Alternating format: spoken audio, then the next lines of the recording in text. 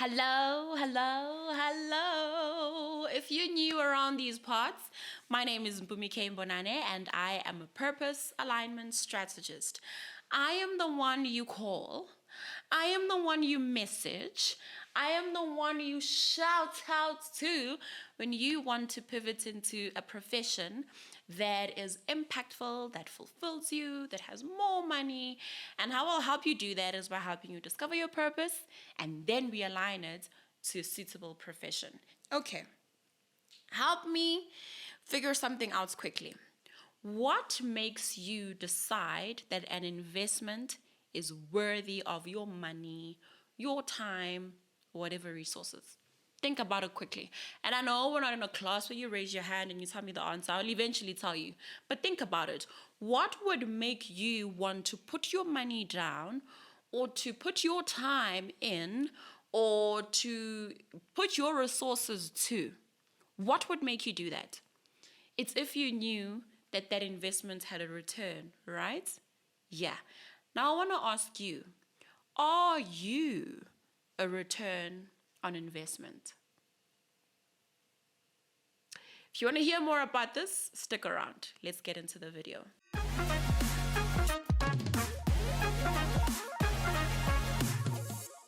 Okay, I'm going to tell you a lot of stories in this video because I love storytelling. There's just something about telling stories that lands the message differently than if someone gave you an intellectual discourse. I love telling stories. So let's get into the first story. In 1 Corinthians chapter 3, we find the Corinthian church arguing amongst themselves. Who's better, Paul or Apollos? Oh, what's so special about Apollos that Paul doesn't have? They are bickering between each other around who is better. Paul comes into the scene and is like, you guys are so silly. I was responsible for planting the seed. Apollos is watering the seed. And God will be responsible for the increase. Why the hell are you... Okay, I don't think Paul said why the hell. Sorry, but he said, why on earth? That's not what he said, but you get me. Why would you be arguing about who is better and who isn't when we are all performing a function that is meant to build up the structure, which is the body of Christ? In verse 9, he tells them something so profound that I want to use as the basis for what we're talking about today. And he says to them, for we are God's fellow workers. You are God's field. You are God's building. So note that those words, right? Fellow, meaning we're doing this together. And then he says, we are the workers, but you are our field. You are our building. Now, if you know anything about agriculture and anything about property investments or building or whatever, not really property investment, but property development, you know these things. Number one, a field. A field is meant to produce crops. All right? If you've got a field that is not producing any crops, that never harvests, do you really have a field? You've got nothing of value.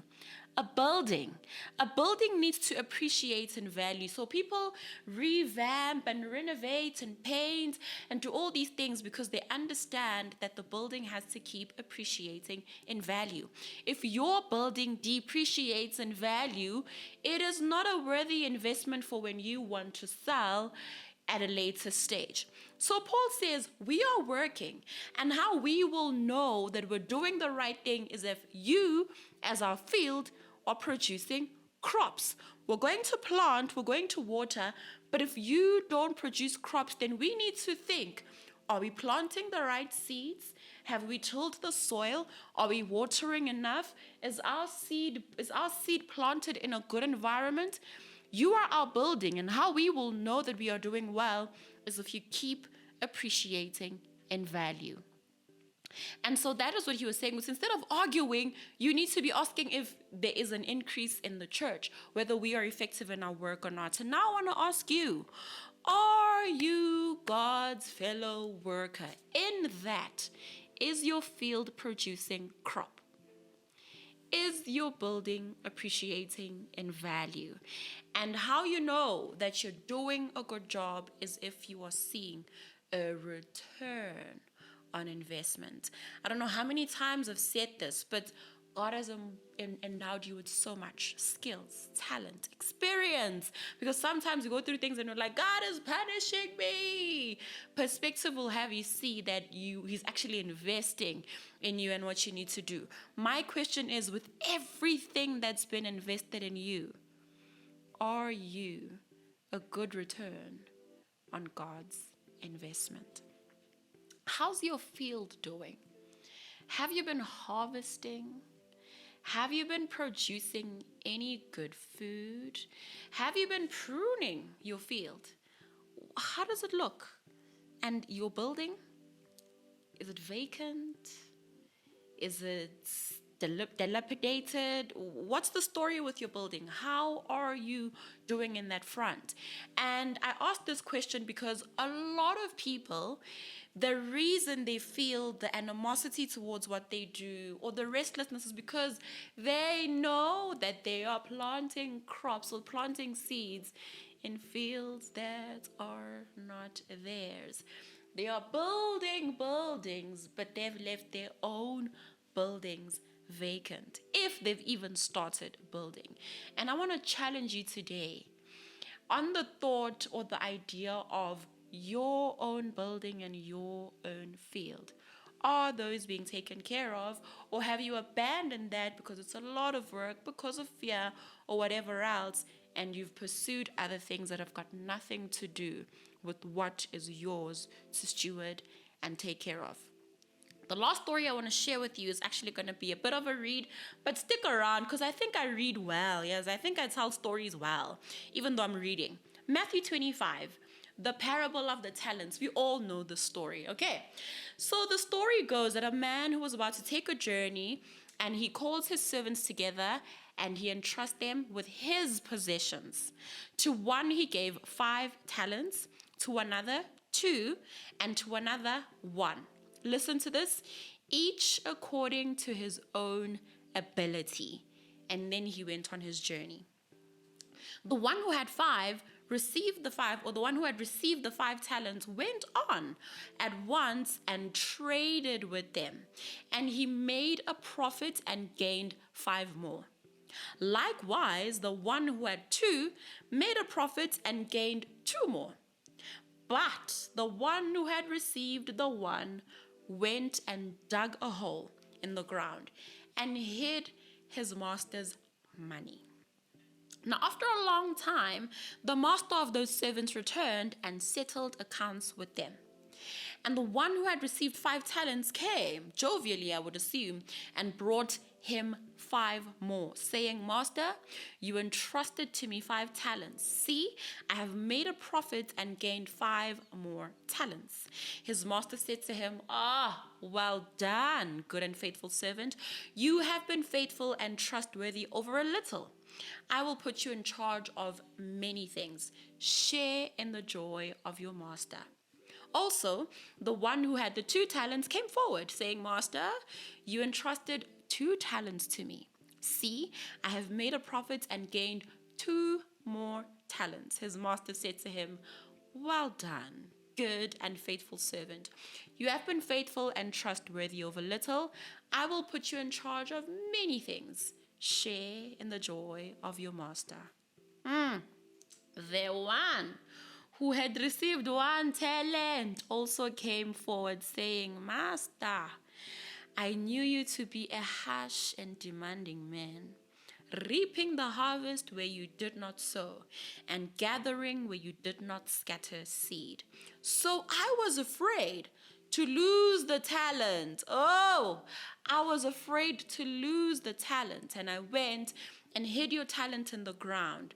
See, you have what is your own. But his master answered him, you wicked, lazy servant. You knew that I reap the harvest where I did not sow and gather where I did not scatter seed. Then you ought to have known. Actually, also have put my money with the bankers, and at my return, I would have received my money back with interest. So take the talent away from him and give it to the one who has 10 talents. I'm not going to read the rest of it, but here's the message here. You know what I shudder at the response of this master to the one who hid his talents. Well, see, the least you could have done is taken my talents and given it to bankers. They would know what to do with it. And I hope you don't get mad at me for saying this. A lot of us have given our talents, have done the least, which is given our talents to bankers because we don't know how to truly profit from what God has entrusted to us. Now, I'm not saying that everyone should be an entrepreneur. It's okay for some people to be employees, to be 9-to-5ers. It's good. Our economy, the world needs 9-to-5ers. But if you're in a 9-to-5 because you are afraid to lose your talent, or to lose anything else that comes with the talent that you have, you, my good friend, are doing the least. The ones who did the most are the ones who took what they had and doubled. And often I find that those who step into what is truly theirs to step into, those who pursue their purpose, whether it's in a business or in full-time ministry or in academia or in corporate or non-profit organization, social entrepreneurship, any of those fields, those who do the most, who make the most, who are truly a good return on an investment, are those who use their talents well, are those who immerse themselves in what they have been entrusted with. And because they are making such good use of what they have, God increases their efforts. He increases their ability. And so I want to say to us all today is that none of us have not been given something to work with. Each of us have got a talent. We do read there in verse 15 that each according to his ability. What you have is according to your ability. Nobody receives more or less than what they are capable of doing. But if you fail to use what you have, like that man who hid the talent, it'll get taken from you. And this scares me. It scares the hell out of me. The excuses we make, it would say, oh, I'm not good enough. Oh, imposter syndrome. Oh, other people are already doing it. Da, da, da, da, da. But be careful. Be careful, because if you think your talent will stay with you forever, you are sorely mistaken. There's one other thing I want to say, is that God expects a return on his investment. It's an expectation. He's invested in you. He made you. He gave you resources. He gave you a brain. His expectation is that you will use what you have. You will use his investment to give him a return. And the beautiful thing is, while you are giving him a return, you in the process are being fulfilled. You in the process are being impactful. You in the process benefit in so many ways. So it's not the only one that gets a return on investment. You get to keep some profits as well. And I don't know how much you know about valuing your asset and selling it for a profit. It's that you also get something. It's not like the person who invested and who has equity in your business is the only one who gets a return. You do too. So it's really a win-win situation. God wins, you win too. I think there's something here that I wrote that I really want to read. The issue isn't how much we have, but how well we use what we have. We've all got everything, but not everything. We've all got something. But what matters is how well you use what you have. So my question still stands.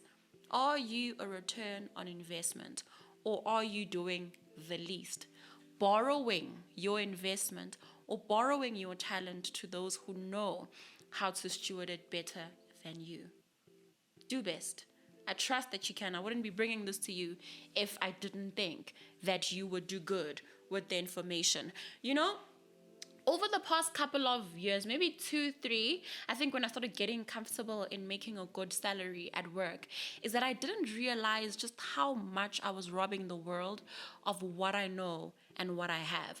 And what made me realize this is because I've searched high and low. Listen, before I got wind of what my purpose was, I read every book possible, listened to every video out there, every podcast. I really did my due diligence. I really searched high and low. To this day, with all that is out there, with purpose being such a buzzword that it's thrown out there so much, I have not found, and I don't say this in conceitedness or because I think I'm better, I have not found anyone who covers the content of purpose and professional alignment in so much depth and in so much width than I do. And when that realization came to me, I thought, people will never stop searching if all they are getting is surface value or surface level. They want the depth. They want the fullness, and I've got it. And in realizing that, I realized, yeah, you've been invested into, but you haven't been the best return on that investment. And that's why I'm bringing back all that I know and all that I can do, because in doing this work and serving you, I am a return on God's investment. That's what I need you to think about this week after watching this. Are you truly a good return on God's investment, or can He take the investments He made on you and give it to somebody else who's more diligent and who's more willing to do the work? I hope you still like me. And I'm going to say this on a lot of videos, because a lot of what I say isn't really orthodox and isn't really what people want to hear. But I still hope you like me. And if you don't, I'll pray for you. Okay, bye. I'll see you next week.